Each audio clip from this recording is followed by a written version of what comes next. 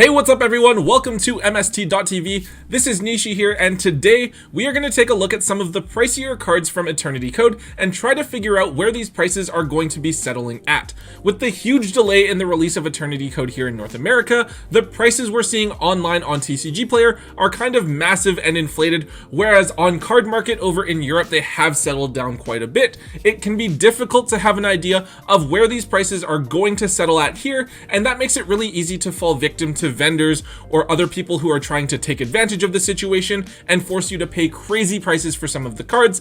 However, we now know that the set is going to be released here officially in North America on roughly June 5th, so we should expect the prices of these cards to fall accordingly. So I'm going to break down what prices I think that these cards are going to be settling at after the set has been fully released here, and whether you should be looking to pick them up or get rid of them as soon as possible. Let's get started. Okay, so we're starting off big with what I personally feel like is the most inflated card of the set, Girsu the Orcus Mech Knight. So this card was of course one of the most hyped up cards coming into the set, and everyone kind of just assumed it was going to be a secret rare and a chase card, which it ended up being. This is largely because right up until Harp Horror was banned, Orcus was kind of like the best deck of the format, and of course they were a really solid engine for a while as well, right up until Nightmare Mermaid was banned. Girsu is a really solid card both for Orcus and for Mech Knights. The thing though is that I don't think that Orcus itself, even with the new card, is a very good deck anymore. Now, there's probably going to be some people that are hating on me for saying this, and that's fine, but I think that Orcus runs too many bricks and is just not as strong as decks like Eldritch and Adamancipators, which are very clearly the two top decks of the format. Now, you could make an argument that they're like a third deck, but I think that decks like Mermail and Salamangrates are much stronger now with the new cards that they got in Eternity Code as well. And because of this, I feel like Girsu should fall quite a bit from the market price of $86 that it's currently at. Now, if Orcus was dominating the current meta, right, if they were like a top 2 deck, then I could definitely see it justifying this $80 to $90 price point. But I don't think that a secret rare for a tier 2, tier 1.5 deck should really be this much. I think realistically it's a $30 to $40 card. We'll say $40 to $50 just because of how much hype there is around the deck, and I feel like how much the player base kind of wants this deck to be good. Now, if Orcus does end up getting a lot better, or they prove to be a lot stronger than I thought they were going to be, then sure, the price can be higher, like $70, $80, $90, whatever. But as is, and the way that the meta has kind of shaped up so far, I think it should only be a $40 card or so. Next up, we have a card that's in a very similar situation to Girsu. A lot of people thought that Dinos were going to be a really strong top tier deck this format, seeing as they weren't hit by the last couple of ban lists at all, while everything around them got weaker and they were already a fairly strong deck. Now, Archosaur is a really solid card, don't get me wrong, helping to fetch the pill and popping baby Ceresaurus, but very similarly to Girsu, I don't think that Dinos are a top 3 or even top 5 deck this format. So its market price of $60 doesn't really make sense to me. I think this is another card that's going to sit at around the $30 to $40 price range because it is really good support for a popular deck, but the deck isn't top tier in this format by any means. Now, with the dinosaur structure decks getting a rewave next month as well, maybe we will see some more people actively looking to pick up the deck, and that might cause a bit of a bump up in the price of Archosaur, but for me, this is strictly a tier 2 strategy, so the card doesn't really justify as hefty as a price tag, and it should settle at around the $30 to $40 mark. Alright, now Access Code Talker is a card that I've wanted to talk about in depth for quite a while. I was actually talking to my friend Justin about this. I think that Access Code Talker is the best card in all of Eternity Code. Now, I'm lucky I got like 7 copies or so before they spiked up in price just because I thought it was so undervalued, but I think that this card is absolutely game changing. Anytime you have a card that can't be responded to, you know it probably warrants at least a little bit of attention. Now, to me, this card is like this year's version of Borrelsword Dragon or Appaloosa Bow of the Goddess. It can clear boards, it gets really big, it's easy to make, it can win games all on its own, and I do think that it's going to find its way into a lot of people's extra decks moving forward, especially at the top tables. Early on, this card was only around $30 or so, but now it's at a whole $60 after I believe Farfa hyped it up. I think that we will, of course, see the price fall to around the $50 mark and dip a little bit when the set does come out, kind of like what happened with Borrelsword Dragon and Appaloosa.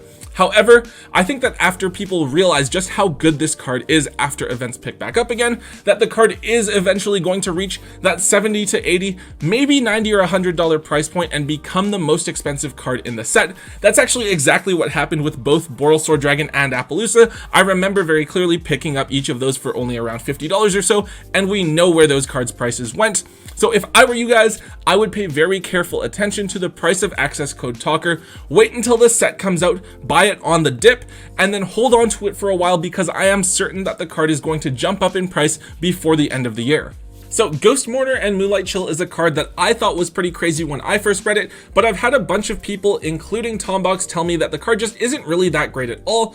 And like, I get it, it's kind of like a more situational infinite impermanence / no material type card, especially because you have to use it on summon and it only works on special summon monsters. But for me, when I look at this card, I think of it in the context of a certain meta, and I think that in the right situation, it can be a really good, solid hand trap that could potentially win you a game in time, and I do think that at some point in the future it will see its own meta play.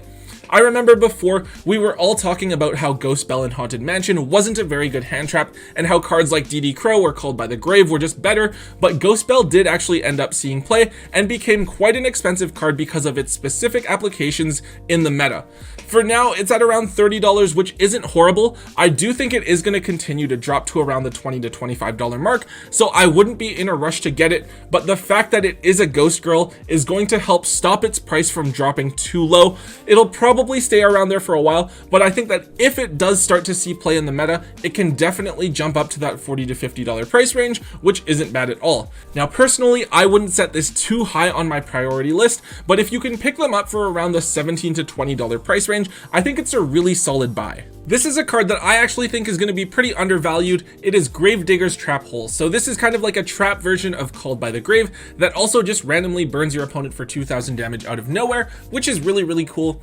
Obviously, it's a trap, so it is a lot slower than some of the other options you could be running. However, I think that where this card potentially shines is when used with Trap Tricks Rafflesia when you're going first, because you can use it as a Called by the Grave that also works against Nibiru or Psyframe Gamma. This is super easy with something like Parallel Exceed, which I think is something that Salamangreat decks are running right now as well, but it's a super compact engine that could see its way into more decks. Now, right now, this is only a $20 card, and I think it will drop from here to around the $10 to $15 mark. I do think that this card is going to see some meta play, and that as a result, it will jump back up to around the $20 to $25 mark, though the fact that most people will only want to play 1 or 2 copies will prevent it from reaching any sort of crazy high price points. However, I do think there's a lot of people that are overlooking this card, and I think this card has a lot of potential, so at around the $10 mark, I think it is absolutely a card that you should be looking to pick up and hold on to. Now, Sea Aria is a card that I've seen some people talking about picking up, but for me, I just don't see it. People are comparing it to Signet Mining because it's a generic search card for a certain type, which is fair, right? Search cards are generally very, very good.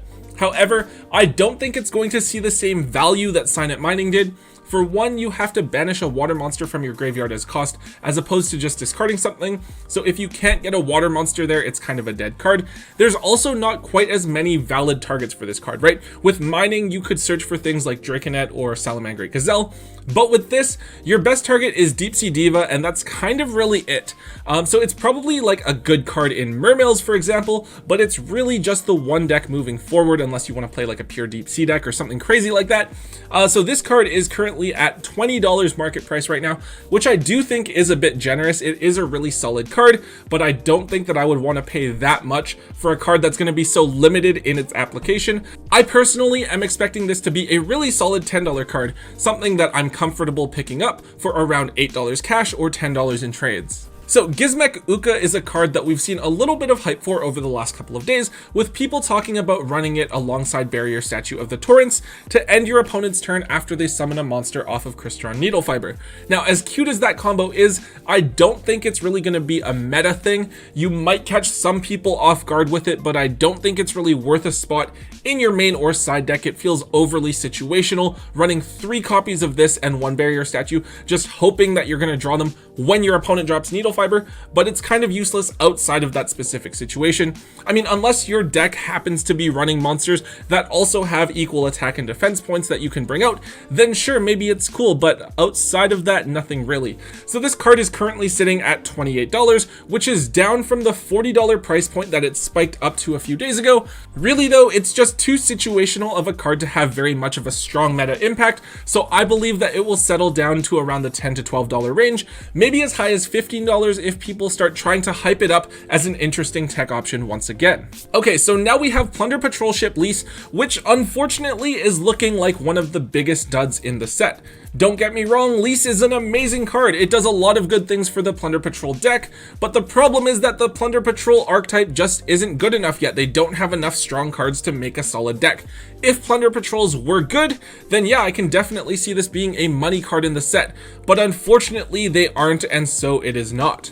Now with that said, this is an amazing card I think to pick up because there's still a lot of potential for future waves of Plunder Patrol support. They could release more TCG exclusives in the future, or they could release an OCG exclusive Plunder Patrol card over in the OCG. Just look at what happened with Subterra Guru for Subterrors or Spiral Double Helix for Spirals. It's currently at a whole $20, which I think is far more than you should be willing to pay for this card right now, just because it isn't really meta relevant at all.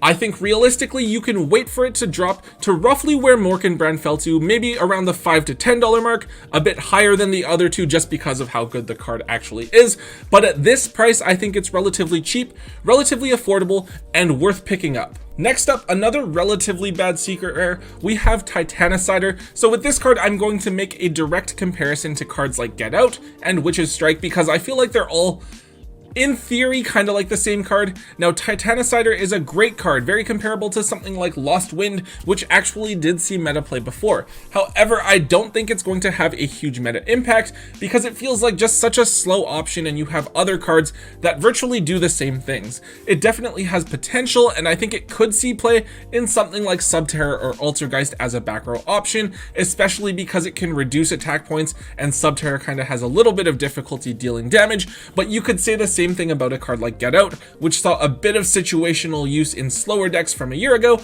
but didn't really take off at all. At any rate, I think that $20 is far too high for this card. It should realistically be a $5 card, maybe as high as $10 for the potential that it shows. Okay, so the last secret rare we have here is Chambered Dragon Maid. Honestly, I was pretty surprised that they made this a secret rare actually. It is a waifu card though, so I guess there's always that. I feel like in terms of playability or usefulness, this is the worst secret rare in the set, since Dragon Maids aren't even slightly meta relevant. However, in terms of value, I guess it's not too bad, since there's probably still quite a few people who want to build the deck. So if you pull this, maybe it's not the worst thing in the world. You can trade it for something that you want. It's currently like $38, which is way too high of a price in my opinion. I think that it should be a $10 card at most, but let's be real, I keep on getting caught off guard by random buyouts and stuff like that, or all of the crazy people who want to spend money and build Dragon Maids, so it wouldn't surprise me if this card settled as high as $20 each. Okay, so to wrap things up, we're going to talk about two ultra rares, and I'm pretty sure that these are like the only two ultra rares in the set that are worth talking about or holding on to. Linkross, I think, should be the really obvious one. As one of the top 3 cards in the set in terms of meta relevance and usefulness, it's a really great card in a lot of combo decks. Also, I don't know if this is confirmed or not, but from what I've been told, it is harder to pull Linkross than a lot of the other ultras in the set. Even though we aren't supposed to have short printing in main sets anymore, make of it what you will. This card is currently $35, which is fairly high for an ultra rare, but honestly it doesn't surprise me. We've seen some meta relevant ultra rares get pretty pricey recently. Cards like IP Masquerena and Borreload Savage Dragon come to mind. This card is honestly just as relevant for a lot of Link and Synchro strategies, so it will probably continue to be up there in terms of price as well. It's currently at $35, which is actually quite fair. I can see it dropping as low as $25 or $30, but not much lower, given that it's apparently short printed and the fact that it is a very meta relevant card right now. If it continues to see play in other decks this format, I could definitely see it peaking at around the $45 to $50 mark. Alright, so the only other ultra rare in the set that I feel like is really worth talking about is Ravenous Croco Dragon. Archithis, which is a generic level 9 synchro option for some decks. It allows you to draw a card on summon and then also gives you access to a Raigeki break, but you have to discard 2 cards instead of 1. Nothing too spectacular here. I believe this card is a less popular option in some decks like Mermails or Adamantimators, though not really necessary by any means. It is currently a whole $9, which is a bit high. I could see it being a decent $3 to $5 ultra rare. At the moment, most of the ultras in the set are around the $5 to $10 mark at the moment, which honestly is just a little bit too much in my opinion, especially since historically, ultra rares aren't really worth that much unless they're extremely meta relevant. That's not to say that all of the ultras are bad, but like none of them are really going to see too much play in top tier decks or be generic staples that people can use, so we can expect most of them to be worth no more than $2 to $3 each. That being said, I think it's a great idea to move all of these other ultra rares earlier on at these inflated prices because they're almost certainly going to tank after more of the set goes into circulation and the market gets oversaturated with them. Alright guys, that is it for today's episode. We are in a really weird situation right now, kind of unprecedented, right? Where we have the set released in Europe, but not in North America, which is causing all sorts of weird prices and price discrepancies on the market. It has basically been like the longest sneak peek week ever, where all of the prices become super inflated because of the limited supply available on the market, but it's for an extended period of time. That's okay though, hopefully you guys are all patient and can wait it out a little bit longer to get these cards at more affordable and reasonable prices. Anyways guys, if you did enjoy today's episode, please be sure to hit that thumbs up button for me. Also make sure you leave a comment down below, let me know what you guys think of Eternity Code, what cards are you guys most looking forward to picking up from the set, or what cards are you guys kind of steering away from that everyone else seems to be hyped up about. And of course, if you haven't already, make sure you hit the subscribe button for all of the latest content from Tombox and myself here on the channel. And yeah, so until next time guys, don't forget to hold on to your MST.TV.